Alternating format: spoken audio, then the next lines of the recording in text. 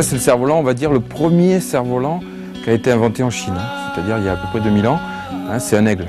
Il faut savoir qu'en Chine, il reste à peu près, on va dire, une dizaine de fabricants de cerfs-volants sachant fabriquer les aigles. Après ce sont des usines, des fabriques quoi, en quantité. Donc il y a celui-là aussi, ça c'est le cerf-volant traditionnel aussi chinois. Alors souvent les Chinois, eux, ils aiment bien faire montrer des gens ou des animaux. Et puis il y a l'emblème de la Chine, on va dire le dragon. Donc il y a aussi le cerf-volant dragon. On en a un ici là qu'on peut voir ici là qui fait 100 mètres de long. C'est un petit, on va dire, puisque les plus grands ils font jusqu'à on va dire 400-500 mètres de long.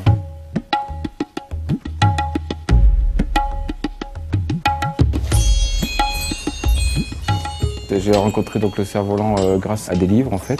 Et ensuite donc j'ai souvent habité à proximité de bambouseries. Donc j'ai commencé à utiliser les bambous qui étaient à côté de chez moi en fait. Et ensuite j'ai commencé à fabriquer mes premiers cerfs-volants toujours avec du bambou et du papier. Et après on est venu, j'ai rencontré donc des fabricants de cerfs-volants traditionnels, que ce soit chinois, indiens. J'ai commencé à voyager un peu en Thaïlande et donc j'ai appris la technique. Et ensuite je suis venu m'installer ici donc à Marines, là ça va faire presque 8 ans maintenant, pour pouvoir travailler, avoir un atelier et puis aussi transmettre ce savoir aux adultes, aux enfants avec des ateliers.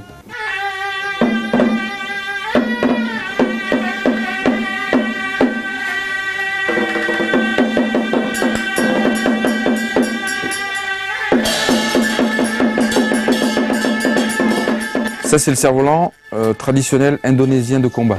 Alors il est tout simple, c'est une baguette, un arc. Mais par contre c'est un des meilleurs cerfs-volants au monde en précision, pas en vitesse mais en précision d'attaque. Ce cerf-volant là c'est le cerf-volant du champion du monde de cerf-volant de combat. Donc il a gagné avec cette forme là, pas obligatoirement le dessin mais cette forme là. Et donc c'est vraiment le cerf-volant utilisé en Indonésie, tous les enfants et les adultes qui font les combats et les tournois utilisent ce cerf-volant-là.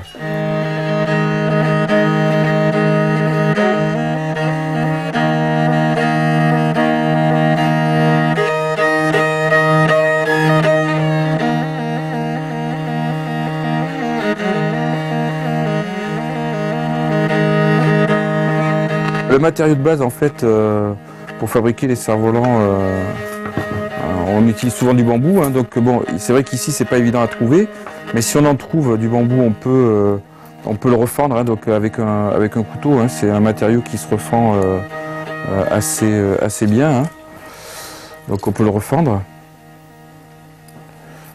Voilà, donc on peut fabriquer des petites baguettes, et à ce moment-là, une fois qu'on a fabriqué les petites baguettes, on les attache ensemble, on fait une forme.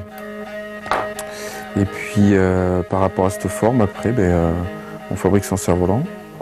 Il faut aussi du papier. Du papier, donc on peut trouver du papier de soie, on peut trouver du papier aussi fait à la main dans différents magasins. Ça c'est du papier, on va dire japonais. Donc ça c'est idéal pour fabriquer des cerfs-volants. Faut éviter d'aller au-delà de 40 grammes pour le papier. Et puis après, il suffit, une fois qu'il est fini, d'aller faire voler.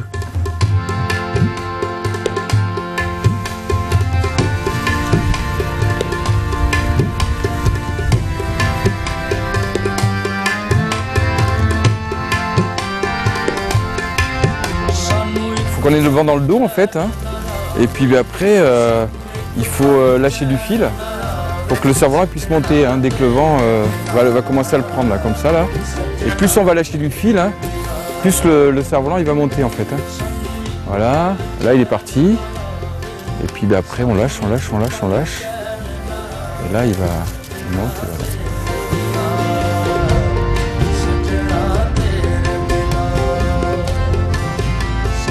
J'ai voyagé, j'ai donc rencontré les fabricants de cerfs-volants traditionnels des pays, que ce soit en Corée ou en Inde ou en Indonésie. Ah oui, ils m'ont appris leur technique avec, pour certains, les messages que ça comporte. Ça peut être utilisé pour la pêche. Donc j'étais fabriqué des cerfs-volants, j'étais sur les pirogues pour pêcher les poissons. Donc j'ai appris la pêche par cerf-volant.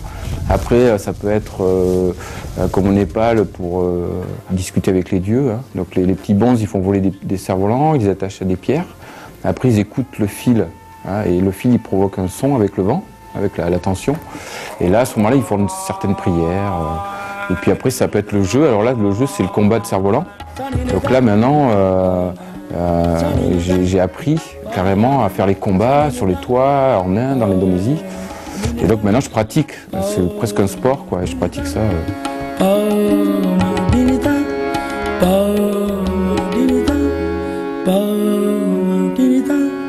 Ba